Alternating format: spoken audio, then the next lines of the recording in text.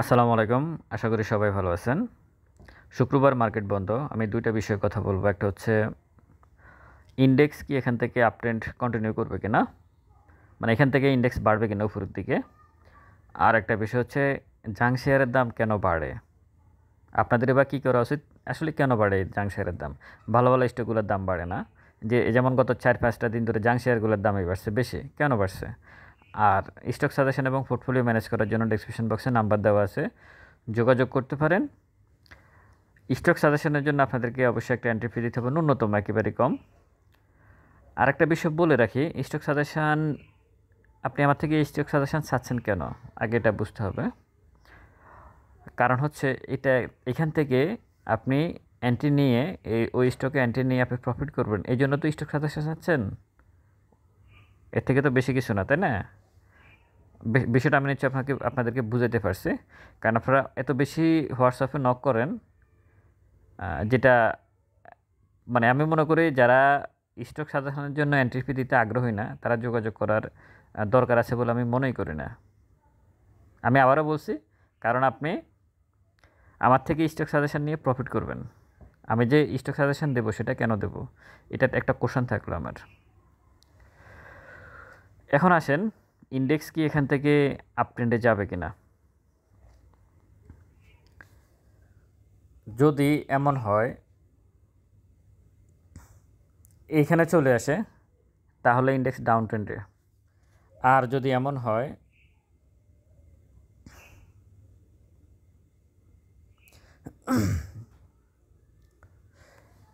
তাহলে আপট্রেন্ডে। সহজ কথা।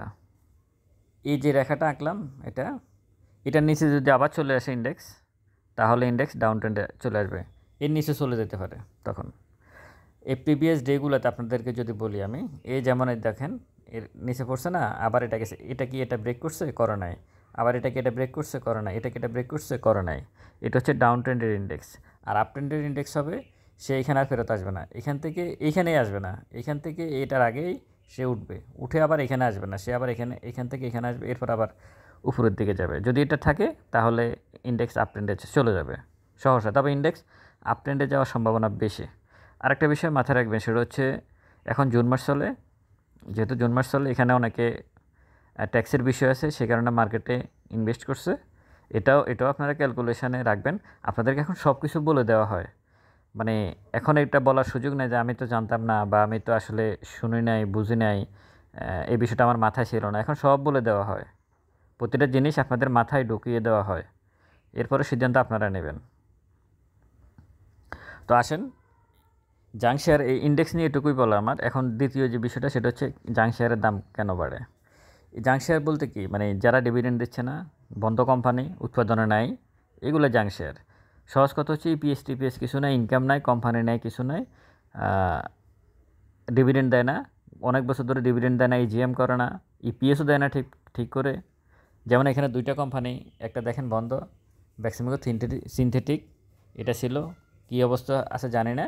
আর একটা এখানে আছে যেমন ইউনাইটেড এয়ার, এই যে ইউনাইটেড এয়ার 1 টাকা 90 পয়সা, এটা কিন্তু এখানে কিন্তু অনেক বিনিয়োগকারীর টাকা আটকে আছে এখনও। জাং শেয়ারের এই হচ্ছে ফলাফল। আশা করি সাবধানতা অবলম্বন করবেন। এগুলো কিন্তু কোটি কোটি টাকা কিন্তু ক্ষুদ্র বিনিয়োগকারীদের আটকে আছে, তারা টাকাই পায় নাই।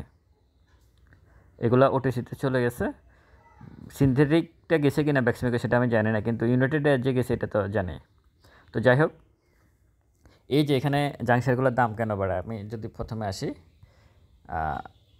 এখানে আজিজ 5 47 টাকা, বিলেজিং 60 টাকা, জিপিএস বিডি ফাইন্যান্স 60 টাকা, তারপরে 10 টাকা, 6 টাকা, 8 টাকা, 10 টাকা, 3 টাকা, এইভাবে। মানে জাং শেয়ারগুলোর সর্বপ্রথম বিষয়টা হচ্ছে বাড়ার অন্যতম কারণ হচ্ছে দাম কম। এটা হচ্ছে একটা কারণ। দ্বিতীয় যে কারণ, সেটা হচ্ছে লো ফেড। একদিকে শেয়ারের দাম কম, দ্বিতীয় হচ্ছে শেয়ার সংখ্যা কম থাকে। বেশিরভাগ ক্ষেত্রে জাং শেয়ারগুলোর শেয়ার সংখ্যা কম থাকে। এই 2টা কারণে মার্কেট মেকার যারা, মার্কেট কারসাজিকারক যারা, তারা অল্প টাকা দিয়ে মার্কেটে এই শেয়ারগুলোকে নিয়ে করতে পারে। লো ফিড আপ মানে শেয়ার সংখ্যা কম আর দাম কম, তো টাকা লাগে কম। যেখানে ব্যাংকের একটা স্টক নিয়ে যদি করতে হয়, তাহলে যেখানে তার 100 কোটি টাকা লাগবে, এরকম একটা শেয়ার করতে তার লাগবে দেখা গেছে 5 কোটি 6 কোটি টাকা দিয়ে সে একটা ভালো মানে লো পেড অফ এবং দাম কমে শেয়ারকে সে প্লে করতে পারে। মূলত এই কারণেই কারসাজিকারকরা এই ধরনের শেয়ারগুলোকে বেছে নেয়। এই দুইটা কারণে জাং শেয়ারের দাম বাড়ে। দ্বিতীয় আসে সবসময় নিউজ।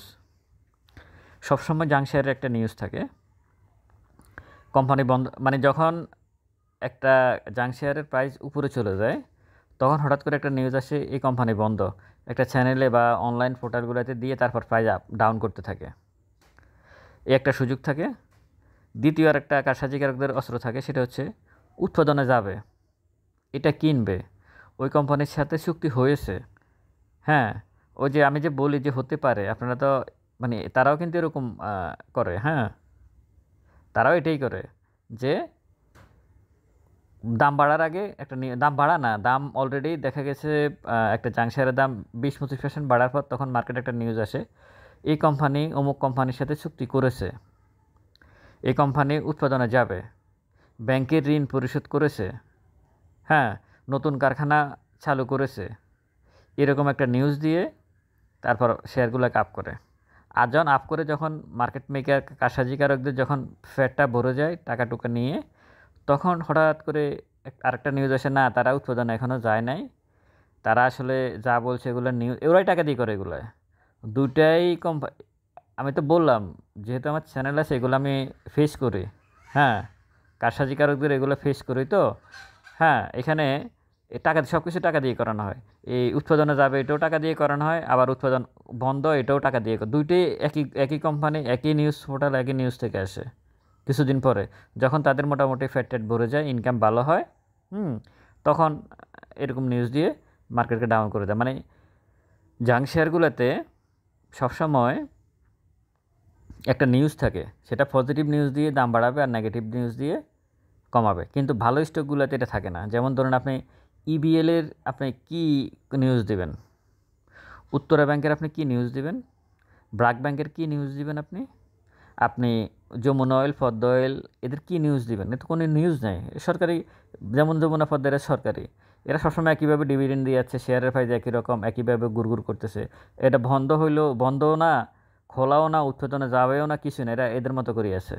তো এখানে কোনো নিউজ থাকে না, যার কারণে শেয়ারগুলোর প্রাইস বাড়ে ডিভিডেন্ডকে কেন্দ্র করে। আর জাং শেয়ারগুলো সবসময় নিউজের উপর প্রাইস বাড়ে, সেটা পজিটিভ হোক আর নেগেটিভ হোক। আচ্ছা, এরপরে যে বিষয়টা সেটা হচ্ছে মালিকপক্ষ।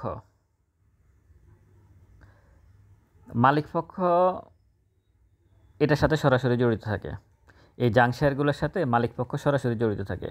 মালিকপক্ষের সাথে গেমলাররা একসাথে হয়ে এই মার্কেটে এই শেয়ারগুলোর প্রাইস আপ করে। কারণ মালিকপক্ষ এখানে আসলে মালিকপক্ষ কি, এটা ছোটোখাটো মানে একটা গ্রুপ করছে। মানে উদ্দেশ্য হচ্ছে জাং শেয়ারগুলোর মালিকদের, বিশেষ করে টেক্সটাইলের এবং ইঞ্জিনিয়ারিং সেক্টরের কয়েকটা স্টক, অনেকগুলো স্টক আছে।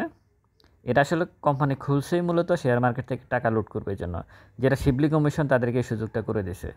তো এরা খুলে এখন ওরা মালিকপক্ষ, ওদের সাথে কারসাজিকারকরা একসাথে বসে চা খেয়ে মিটিং করে তারপরে গিয়ে এই শেয়ারগুলো মানে মালিকপক্ষ মিলে একসাথে প্রাইস আপ করে, আবার ডাউনও করে।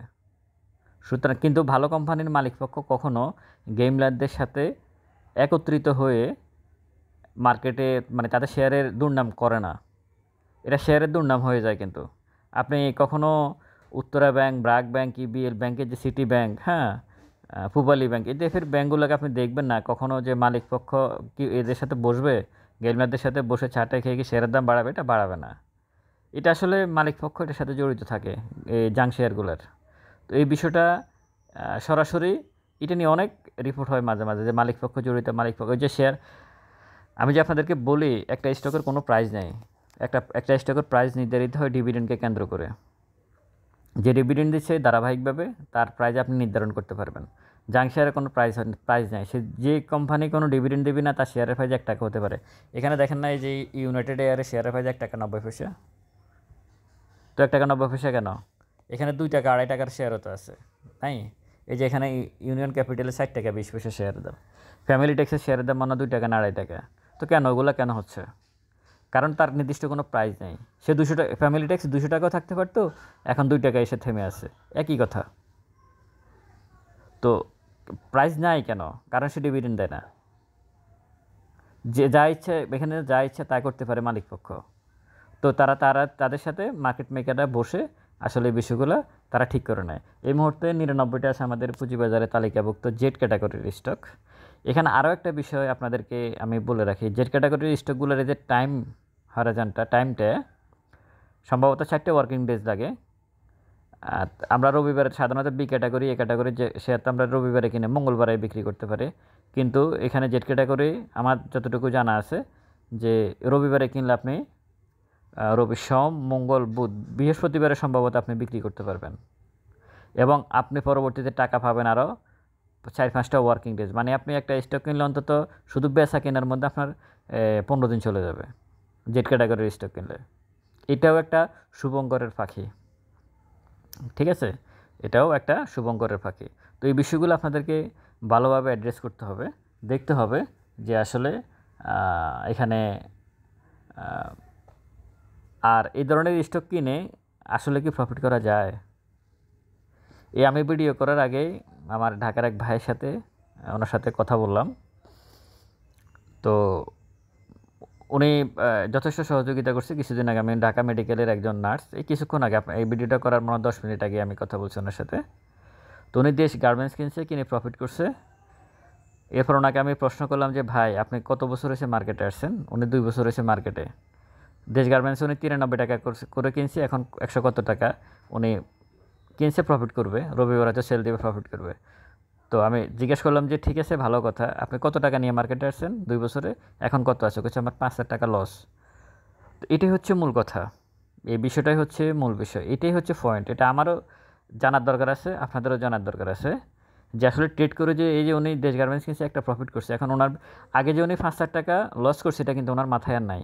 এখানে হয়তো 20-30 হাজার টাকা উনি প্রফিট করছে, এটাই ওনার মাথায় আছে। তখন ওনার মাইন্ডসেট আবার চেঞ্জ হয়ে যায় যে আমার দ্বারা মনে হয় ট্রেডই হবে। আগে যে লস করছে ট্রেড হয় নাই সেটা আর ভাইয়ের মাথা থাকবে না, নতুন করে আবার ভাই চিন্তা করবে যে হ্যাঁ দেশ গার্মেন্টসে প্রফিট করছে, তাহলে এরকম আরেকটা দেশ গার্মেন্টসে আমি ঢুকি, আসলে প্রফিট হয় না। আপনি 5টাতে লস করবেন, একটাতে লাভ করবেন, ফলাফল জিরো। আপনি ভাবতেছেন এখন মার্কেট ডাউন ট্রেন্ডে আছে, এভাবে পড়তেছে, এই জন্য হয়তো লস করতেছেন। হ্যাঁ, এইভাবে পড়ছে এই কারণে লস করতেছেন, কিন্তু আপনি যখন ইন্ডেক্স এভাবে বাড়বে তখন আপনি ট্রেড করলে লস করবেন। লস না করলেও আপনি যতটুকু প্রফিট করবেন, আপনার থেকে যারা কমপক্ষে 1 বছরের টাইম মেনটেন করে শেয়ারে এন্ট্রি নেবে তারা লাভ আপনার থেকে বেশি করবে, 1 টাকা হলেও বেশি করবে। তো সব কিছু মিলিয়ে আমি আপনাদেরকে বলবো যে ইন্ডেক্স আপট্রেন্ডে যাবে কিনা সেটা আমি বলছি। আর জাং শেয়ারের দামগুলো আসলে কেন বাড়ে সেটাও আমি বলছি। লো ফেডের থাকে, দাম কম থাকে, সবসময় একটা পজিটিভ নেগেটিভ নিউজের মধ্যে রেখে আপনাদেরকে কনফিউশনে রাখতে পারে। হ্যাঁ, এই মালিক পক্ষের সাথে সরাসরি কারসাজিকারকদের একটা সংযোগ থাকে জাং শেয়ারের ক্ষেত্রে। এই সমস্ত কারণেই মূলত জাং শেয়ারের দামগুলো বাড়ে। দূরে থাকবেন, নিরাপদ দূরত্ব বজায় রাখবেন এই ধরনের স্টক থেকে, প্রফিট করবেন, কিন্তু প্রফিটের টাকা দিয়ে আপনি আপনার ফ্যামিলির জন্য কিছু করতে পারবেন না। ভালো থাকবেন সবাই, ভিডিওটা শেয়ার করবেন। আসসালামু আলাইকুম।